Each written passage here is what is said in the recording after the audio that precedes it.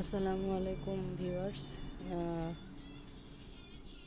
অল্প কয়েকদিনের মধ্যে বীজ অঙ্কুরিত করার একটি সহজ উপায় আমি দেখানোর চেষ্টা করব।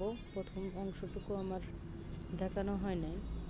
যে বীজগুলো আমরা বুনতে চাই, রোপণ করতে চাই, সেই বীজগুলো একত্রিত করে একটি রাত একটি বয়ামে বা একটি বাটিতে ভিজিয়ে রাখতে হবে।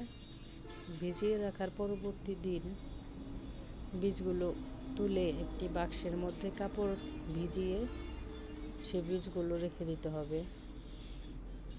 আগামী 3 দিন পর সেটি দেখতে হবে পুরোপুরি বীজগুলো অঙ্কুরিত হয়েছে কিনা।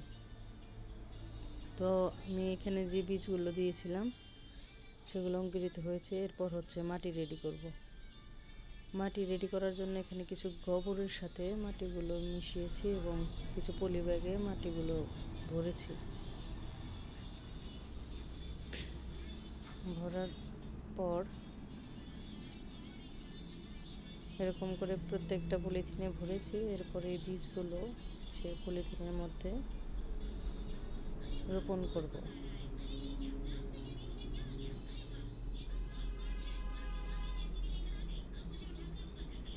রোপণ করা হয়ে গেলে বীজগুলোকে সূর্যের আলোহীন জায়গায় রেখে দিতে হবে। রেখে দেওয়ার 3 দিন পরে আমার চারা গাছগুলো এরকম হয়েছে।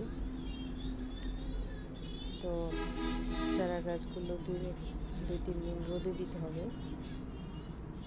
রোদে দেওয়ার পর তারপরে এই সারগুলোর মধ্যে, এই মাটিগুলোর মধ্যে কিছু সার মিশিয়ে 2 দিন পরে সেই চারাগুলো আমি রোপণ করার চেষ্টা করছি। বাকি বীজগুলো বুনেছিলাম যেগুলো এই যে এগুলো গজাইছে।